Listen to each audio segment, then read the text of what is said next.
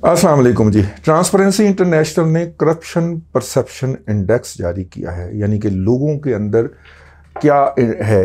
लाजमी नहीं है कि करप्शन जो है इस इंडेक्स के मुताबिक बढ़ी हो या कम हुई हो। ये बात जो है ये हम तब भी कहते थे जब नवाज शरीफ साहब की हुकूमत थी, और ये बात हम आज भी ऑन रिकॉर्ड पे कह रहे हैं। ये लोग जो हैं बद से बदनाम बुरा, तो बदनाम कितने ज़्यादा लोग हैं करप्शन की बुनियाद के ऊपर, और कौन ज़्यादा बदनाम हुआ इस साल, कौन कम हुआ, ये उसको इंडिकेट करती है ये रिपोर्ट जो होती है।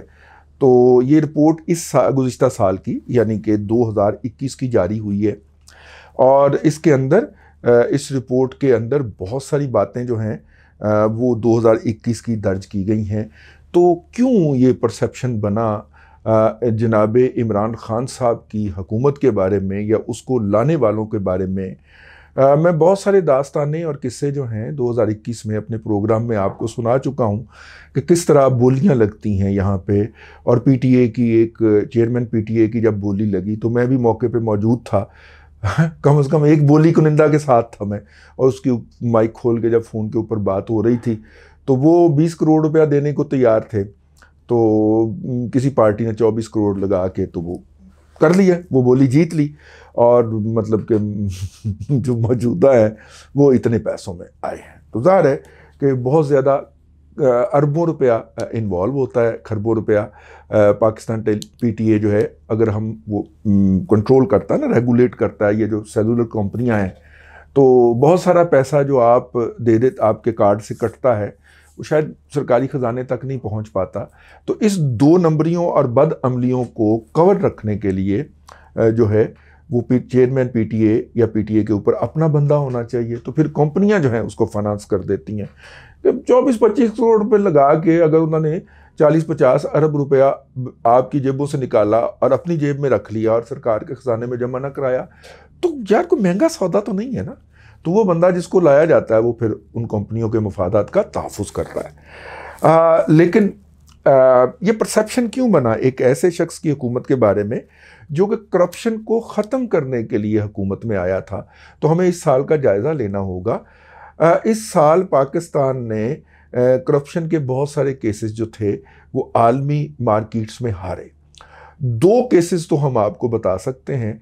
एक ईरानी यहूदी कावे मूसवी जो है, कवि मूसवी, ये जो कवि खान अदाकार नहीं होता था, ये वो वाला है, वो कवि मूसवी है, लेकिन वो फारसी से अंग्रेज़ी में ट्रांसलेट हुआ तो कावे हो गया, कवि मूसवी है। तो मूसवी तो आपको पता है हमारे यहाँ भी नामों के साथ लिखा जाता। तो कवि मूसवी साहब जो हैं वो ईरानी यहूदी हैं और नेचुरलाइज हो चुके हुए हैं बरतानिया में, बरतानवी शहरी हो गए हुए हैं। उन्होंने सबसे पहले बम फोड़ा कि किस तरह एक हाज़र सर्वस साहब जो थे उन्होंने जाके उनसे कहा कि ठीक है आपको पैसे तो मिल जाएंगे लेकिन साढ़ा हिस्सा की होएगा। उन्होंने आलमी मीडिया के अंदर बम फोड़ा। सर मैं अपने तरफ से नहीं कह रहा, वो उन्होंने वो बम फोड़ा, पाकिस्तान में भी वो खबर उसकी कॉपी हुई। और पहला तो आलमी सतह के ऊपर ये बम फोड़ा गया। दूसरा बम फोड़ा गया जो था वो हमने, अगर मैं आपको याद दिलाता चलूं, तो हमने आते ही जो आलमी सालसी के अंदर हम भारत के साथ वाटर रिसोर्सेज की डिस्ट्रीब्यूशन के हवाले से जो थे वो बाकायदा उसके साथ मुकदमाबाजी में थे, उसमें आते ही अपने वकला चेंज किए गए ऐसे नाजुक वक्त में जहाँ पे वकला तब्दील नहीं किए जाने चाहिए थे, और पाकिस्तान वो मुकदमा हार गया।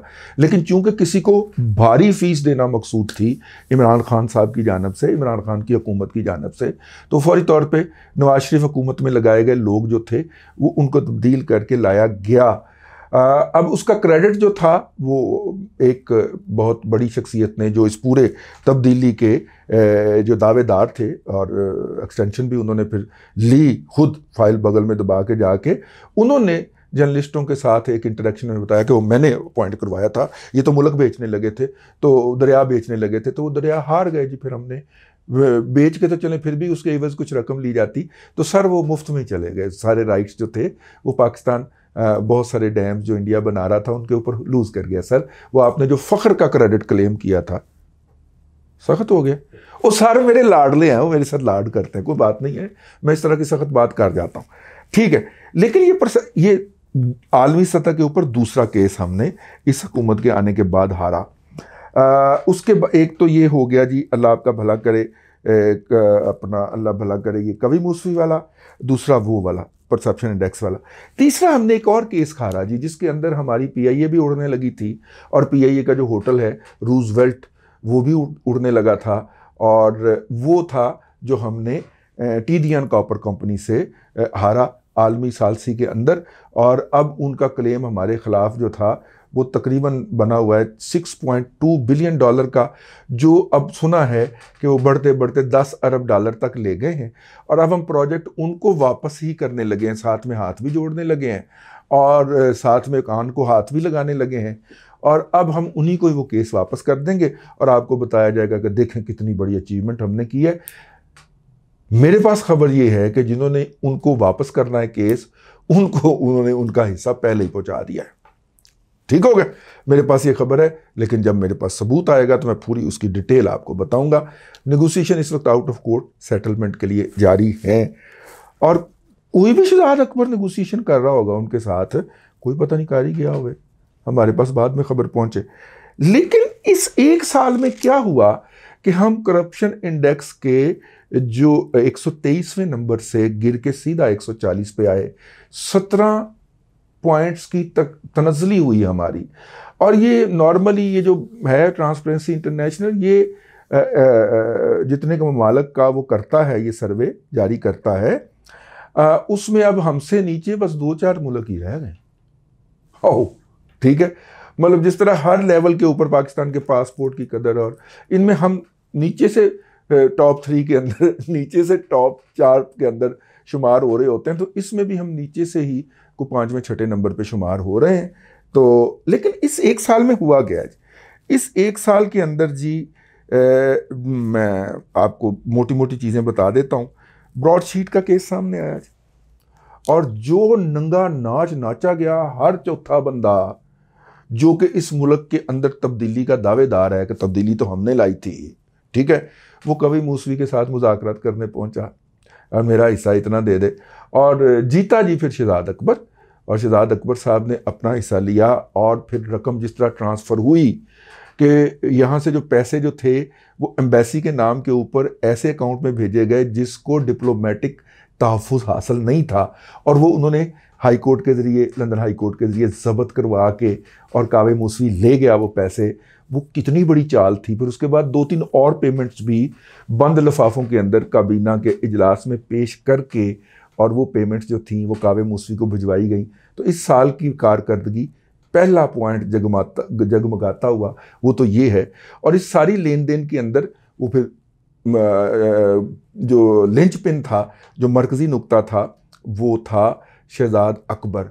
और एफआईए के एक बहुत बड़े अफसर से जब मैंने ये पूछा तो उन्होंने कहा कि शहजाद अकबर जो है वो हिस्सा बड़ी ईमानदारी से जाके ना ऑफशोर बैंक के अंदर जमा करवा के आता है, इसलिए सबसे ज़्यादा काबिल एतमाद वही है। लेकिन शहजाद अकबर एक फ़ोटोकॉपी किते होर भी पहुँचा के आता सी, इस्लामाबाद के गिरदो नवा के अंदर पहुँचा के आता था। तो वो भी कहते थे कि यार फिर साढ़ा हिस्सा कितने में, भाई उनके जहन में भी तो आ सकता है, बंदा बशर है, ठीक है, उनको भी तो हो सकता है ना कि आसम बाजवा 99 कंपनियां बढ़ा गया तो हम भी तो उसी ओहदे पे हैं यार, ठीक है। तो आता होगा, पता नहीं, मुझे बदगुमानी से अल्लाह ताला बचाए। तो पहला प्रोजेक्ट तो ये था जी ब्रॉडशीट का। दूसरा जी जो रास्ते में पकड़ा गया और वो था रिंग रोड का, जिसमें अवाम की जेबों से तो अरबों खरबों रुपया निकल गया, किसी की जेब में मुंतकिल हो गया, और उसके अंदर जो 2 नंबरी और जो हो रहा था वो सारा कुछ फिर जब बात जो थी वो मासूफ के दामन तक आग पहुंची, तो वो डीसी साहब जो हैं उस वक्त जो थे, जिन्होंने इसके अंदर सारा क्रोच डाला था या बम मार दिया था इसके अंदर, इस प्रोजेक्ट के अंदर, और सबको बेनकाब कर दिया था, और उसके अंदर भी शहजाद अकबर साहब की लंबी दिहाड़ी थी, और बल्कि लगाई गए हों। शेख रशीद साहब भी उससे मुस्तफ़ीद हो रहे थे, और भी, और वो जो पीआईए का बेड़ा गर्क करने वाला जो है ना वो सर्वर, वो भी इसके अंदर शामिल था। सारे उसके अंदर घुसे हुए थे जी, और बाज़ लोग ऐसे भी घुसे हुए थे जिनका हम नाम नहीं ले सकते, ठीक, वो भी थे उसके अंदर, पूरे के पूरे थे, ठीक है। और कुछ लोग तो कहते हैं कि वो भी थे, लाट छप्पे खबर तक मिस्तौर माला रोड़ा, वो भी थे। ठीक है, आजकल जो वहाँ पे होते हैं, हमें नहीं पता इसके बारे में, लेकिन ये सारी सुनी सुनाई गैर मुसद्दका इतलात हैं। ज़ाहिर है वो मतलब कि हमें अगर सरकारी अफसरों ने बताई हैं तो सरकारी अफसरों का, सिविल सरकारी अफसरों ने, तो उनका तासुब भी तो हो सकता है। तो बहुत सारे लोग थे जी उसके अंदर, लिहाजा वो प्रोजेक्ट ही अबंडन करना पड़ा, क्योंकि चोरी के माल के ऊपर लड़ाई हो गई थी चोरों की आपस में। तो दूसरा मंसूबा जी रिंग रोड का था। तीसरा मंसूबा रावी रिवर प्रोजेक्ट का था। उसमें अरबों डॉलर की दिहाड़ी लगाने की जो थी वो वारदात थी, और इसमें उन्होंने अपनी पार्टी को ज़्यादा लूटा, पीटीआई को ज़्यादा लूटा गया। मैंने आपको दादा पोता शो में बताया था कि वो जो है ना अनिल मुसरत साहब, उनकी कंपनी दुबई में 5-5 मरले की फाइलें रावी रिवर प्रोजेक्ट की बेच रही है। तो हमसे किसी ने मशवरा लिया, मैं क्या है वेखो यार ये फ्रॉड है जे ना करना है, ये बहुत बड़ा काम निकल आना जे। उन्होंने कहा, वो पीटीआई के दोस्त हैं हमारे, उन्होंने कहा जी मैंने 15 लाख की लेनी है, 18 लाख की बेच के निकल जाना है, तो 200 फाइलें बेचने में क्या हर्ज है। मैंने कहा अगर आप मुस्तकबिल करीब में उसके साथ एसोसिएट नहीं होंगे फिर तो ठीक है, आपकी दिहाड़ी लग जाएगी, लेकिन लॉन्ग टर्म के अंदर ना रखना, कम 2 नंबर जे। ठीक है, कि अभी पिंड वस्या नहीं, चक्के पहले हो यार, अभी तो उसका मास्टर प्लान भी नहीं बना। तो 5 मरले दी फाइलें जड़ियाँ, 5 मरले की फाइल आपको 15 लाख में दे के कह रहा है 18 लाख में बेच लो और यूँ इसमें से दिहाड़ी लगा लो। तो ये उन्होंने, वो पीटीआई के दोस्त थे, उन्होंने पीटीआई के दोस्तों को ही लूटा। तो मतलब अनिल मुसरत साहब की कंपनी थी मुबैना तौर के ऊपर।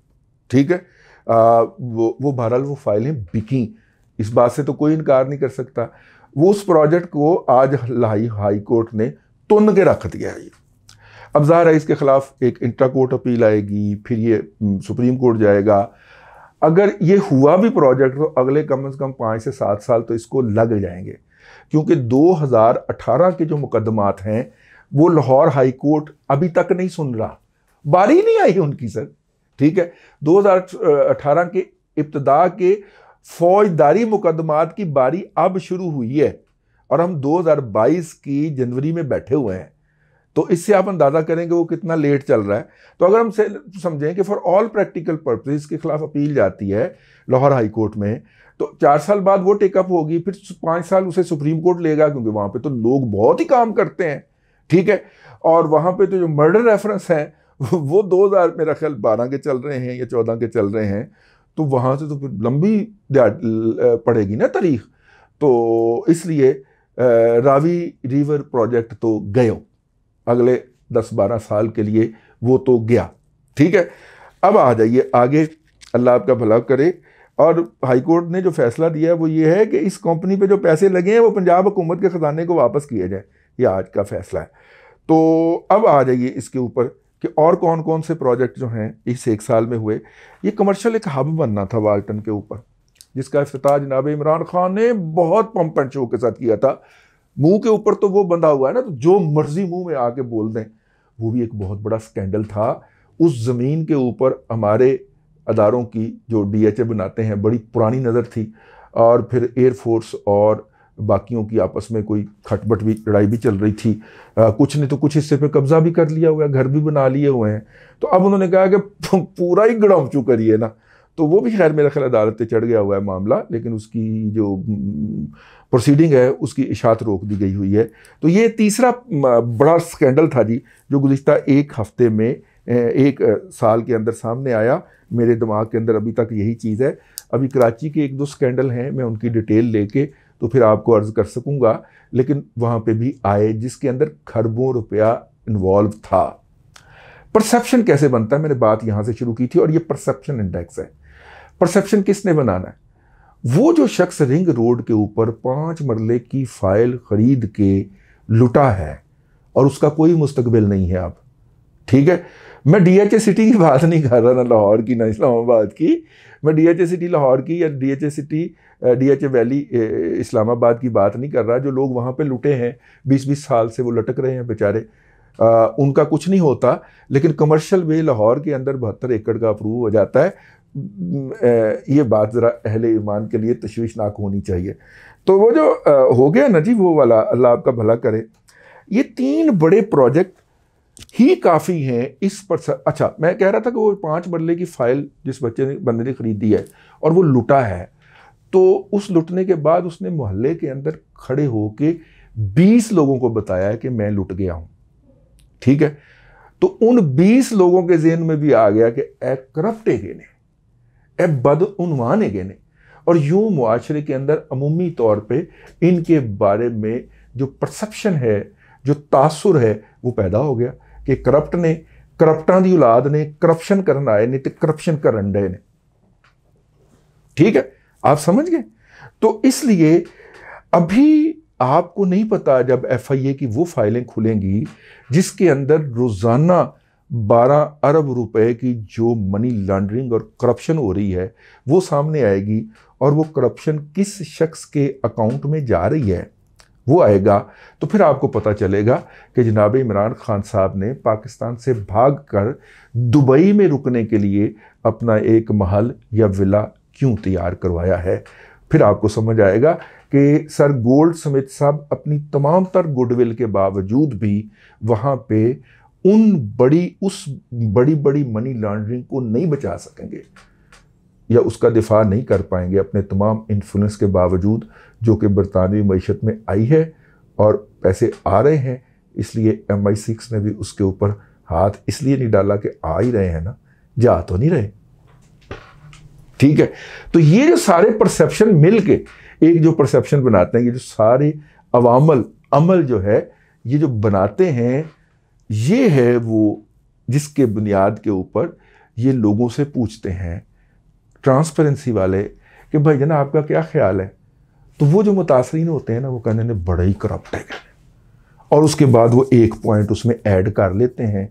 तो फिर वो पूरा सर्वे करके पाकिस्तान में भी और एक्सपेट्रिएट पाकिस्तान के डायस्पोरा के अंदर भी फिर उसके बारे में ये एक इंडेक्स जारी करते हैं कि लोगों का ख्याल है कि उनकी हुकूमत बहुत ही करप्ट है।